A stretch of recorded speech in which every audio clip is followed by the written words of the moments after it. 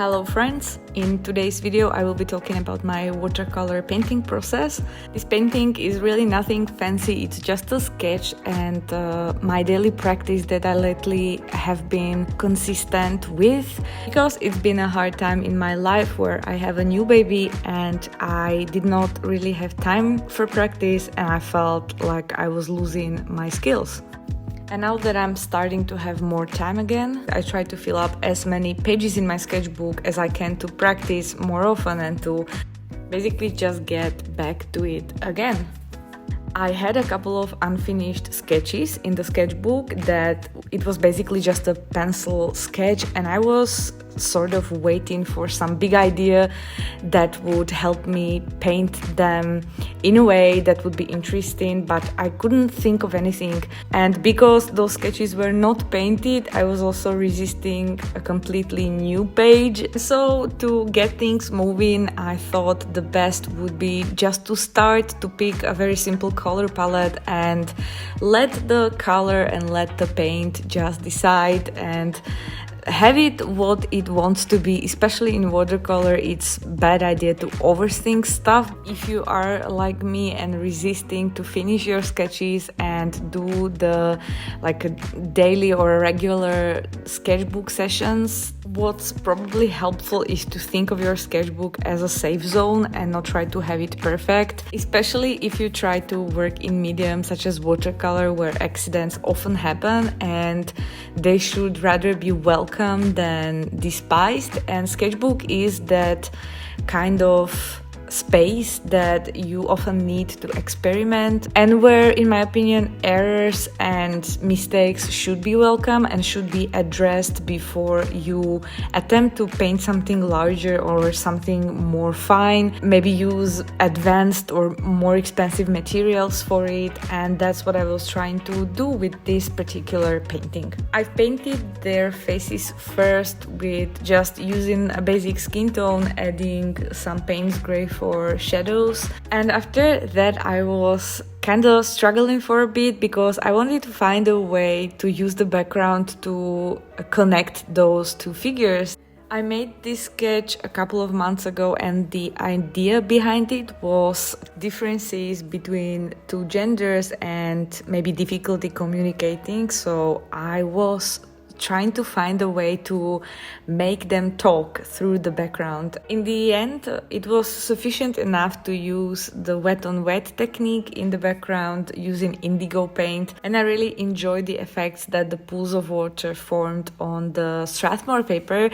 By the way, this is the sketchbook by Strathmore. It's the 400 series watercolor sketchbook in A4 size that I've already reviewed on my channel, and I will link it in the card and in the description down below if you want to check that review for more information on the particular sketchbook.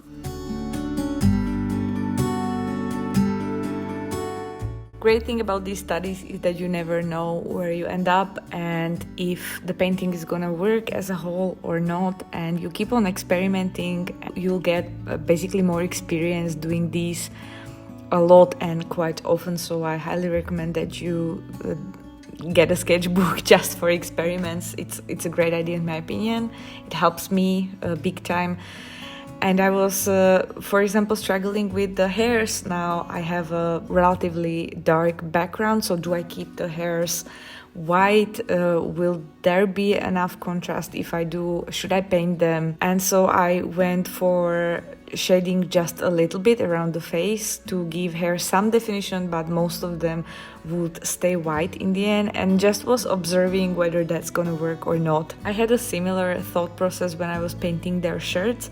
I wanted to give them prints to wear that would be in a way matching but not the same. You'll see later on that it did not quite work 100%, but I learned an important things from exploring these visual concepts in my sketchbook. It's quite different than when you only think about them, to see them and to execute on them. And so if I was to do this painting one more time from the scratch, I would keep the background, keep the hair, those were the parts that I was kind of satisfied with, but would change the prints. And if I was to paint it on a larger scale, I would do the skin slightly different. But all in all, I do feel insanely rusty after not practicing a lot for months. And you think you have the skills after you've been doing something for 10 years on and off.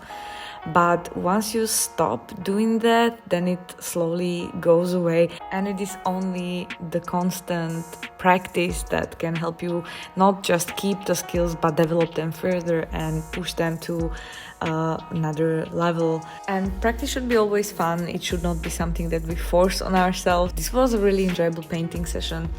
It was on Sunday, and in the afternoon my husband was taking care of both kids, and so I went to the studio, and I think I managed to do about 2 or 3 paintings that day. It was so wonderful. And by the way, painting patterns, it's something so relaxing. It's just like those coloring books that are supposed to relieve the stress if you paint a pattern, and it's just those lines that repeat themselves. There's something so relaxing about it. My patterns did end up being too crowded, I think, but I'm gonna practice on them. That's something that I was thinking of using more often in my paintings in the future. I'd like to know if you also struggle with regular practice, and if you don't paint for a while, if you notice the difference after you start again. And also, do you keep a sketchbook, or do you just prefer to create separate paintings?